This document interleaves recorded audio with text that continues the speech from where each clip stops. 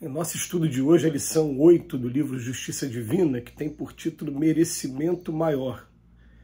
Divides alimento com os irmãos subnutridos. Quanto possível, porém, oferece-lhes sem qualquer exibição de virtude o pão do conhecimento espiritual. Compras agasalho para os que sofrem o desabrigo. Quanto possível, no entanto, movimenta as próprias mãos na costura, fabricando essa ou aquela peça de roupa destinada aos que tremem de frio. Envias remédio ao enfermo. Quanto possível, contudo, estende-lhe alguma palavra de encorajamento e esperança. Entregas a benefício dos necessitados os sobejos do reduto doméstico. Quanto possível, entretanto, aproveita as sobras de tempo a fim de levar-lhes a frase de entendimento que os ajude a destrinçar os problemas da vida. Ajudas ao companheiro nas horas de compreensão e harmonia ideal. Quanto possível, porém, ampara-lhe a alma dorida quando as provações junto dele não te gratifiquem o anseio de reconforto. Horas de alma tranquila entre os irmãos de fé nos dias de céu azul, quanto possível, no entanto, descansa com eles na fonte da prece, quando as lutas e as dores se fizerem mais acirradas. Exerces a beneficência em atividade manifesta. Quanto possível, contudo, atende à renúncia silenciosa pela felicidade dos outros, partindo da própria casa. Desculpas a quem te ofende. Quanto possível, entretanto, assume a iniciativa de reconciliação, cultivando a humildade. Todo bem, qualquer que ele seja, é bênção creditada a favor de quem o pratica. Da migalha à fortuna, ofertadas por amor, a toda uma escala de alegria e de luz. Contudo, todo bem praticado com sacrifício tem merecimento maior. É interessante que a gente está sempre trabalhando a ideia de que essa beneficência material, ela é considerada assim, o primeiro degrau, os primeiros degraus de quem está realmente querendo conhecer, querendo entrar no campo da renúncia, querendo conhecer o que seria um sacrifício por um bem maior. A gente ainda está saindo do ego, e o primeiro exercício para a gente sair do ego é a beneficência material. E acaba sendo a beneficência mais fácil de você praticar.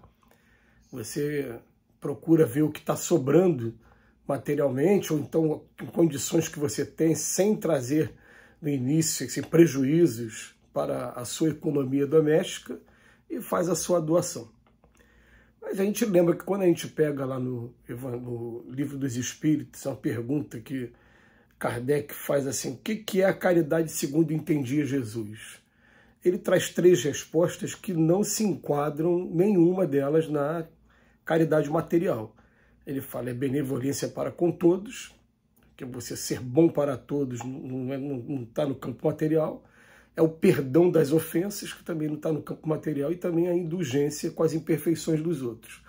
Então, na hora de falar da caridade mesmo, caridade usa esses 3 termos, que na verdade é o que vai significar o amor ao próximo como a si mesmo, que é todo o resumo da doutrina de Jesus.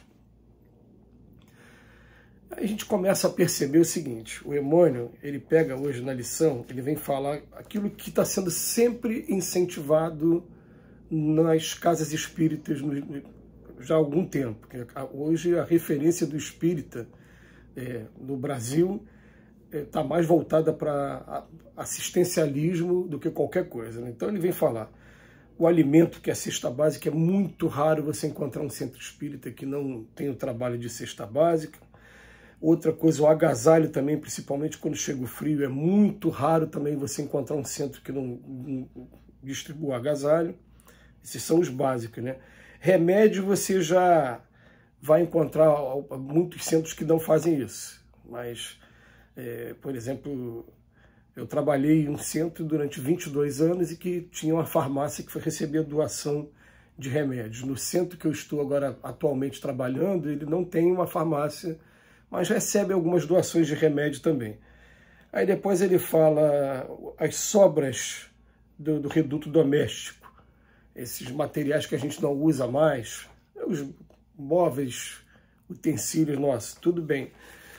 E Depois ele vem falar para a gente sobre ajudas ao companheiro nas horas de compreensão e harmonia também. O pai agora entrou num campo saiu do material, a gente começou a entrar no campo também do moral.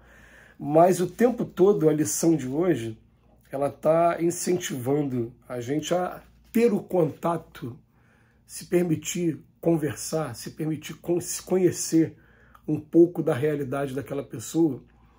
Eu tive um privilégio muito grande de quando comecei a trabalhar no Centro Espírita Leopoldo Machado. Meu primeiro trabalho era de visitar as pessoas que pediam cesta básica. Eu fazia ali como se fosse uma entrevista com a pessoa. Eu levava um formulário, fazia umas perguntas, e eu tive a oportunidade de conhecer situações muito duras do ponto de vista material, porque o município em que eu moro, ele tem uma particularidade bem interessante. Você encontra casas muito bem estruturadas, mansões, e entre uma mansão e outra um corredorzinho. Lá no finalzinho tem um casebrezinho muito pequenininho que moram muitas pessoas, às vezes num espaço como esse em que eu estou aqui, esse escritóriozinho que eu estou, 8, 9 pessoas dormindo.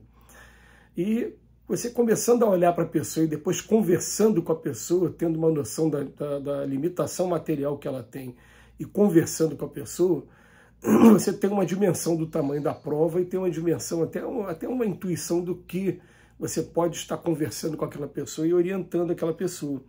Então o Emmanuel vem aqui o tempo todo na lição de hoje e fala, olha, não é que o pão não seja importante, ele é muito importante, a gente tem aquele jargão popular, saco vazio não para em pé, mas quanto possível, sempre que tiver oportunidade, oferece também o pão do conhecimento espiritual. E uma coisa interessante, né, que a gente vê, olha, são todas etapas. A primeira etapa para você sair do ego é você começar com a caridade material. A segunda etapa, quando você começa a entrar na caridade moral, você só quer falar de versículo bíblico, você só quer falar de evangelho, você quer ser um pregador moralista, quando na verdade não é isso, não se trata disso. O que se trata é de você entrar um pouquinho, se permitir entrar um pouquinho na intimidade da pessoa. Quantos filhos tem? Você está tendo problema? O que está acontecendo com o seu filho? Tal. E aí você começa a se interessar por aquela pessoa e ir trazendo mais os ensinamentos cristãos através de atitudes do que somente de palavras, né? A gente ficou pensando muito nisso durante muito tempo, porque a gente faz até hoje um trabalho de visita. O nosso trabalho hoje é toda quinta-feira na parte da manhã. A gente vai na casa de pessoas que não têm condição de vir até o centro para tomar passe. E quando chega lá, vamos abrir uma página, como se fosse esse livro aqui, o Justiça Divina. Vamos abrir uma página, ler a página e comentar, né? Aí, quando a gente comenta, é o momento de deixar a pessoa também desabafar, falar dos seus problemas domésticos, deixa ela falar e ela vai mostrar para você a dificuldade que ela está passando e vai mostrar para você aonde você vai poder ajudar, mais ou menos. Isso se chama calor humano. A coisa fica muito fria se a pessoa vier à nossa casa, ao nosso encontro, somente para receber roupa, para receber cesta básica, para receber remédio. Fica muito fria mesmo. Parece que é uma estatística. Porque pelo menos, né, os trabalhos que eu conheci, a pessoa faz um controle, tem que saber quantas cestas vão ser entregues, faz o cadastro de família, e depois chega lá na hora, qual é a família que está aí? A entrega e tchau, benção, né? Fica uma coisa muito fria. E ele está chamando a nossa atenção aqui para que a gente, sempre que possível, a gente partilhe também da nossa paciência, a gente partilhe do nosso ouvido, a gente partilha também dos conselhos, mas não só dessas partilhas materiais. Então ele vem até falar, você exerce a beneficência e a atividade manifesta, mas quando possível, atende à renúncia silenciosa pela felicidade dos outros, partindo da própria casa.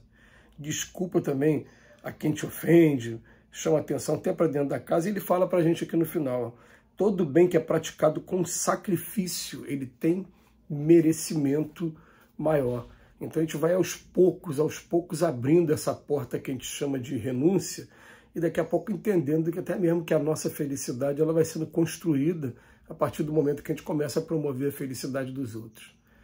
Muito obrigado, Emmanuel, que Jesus nos abençoe hoje e sempre.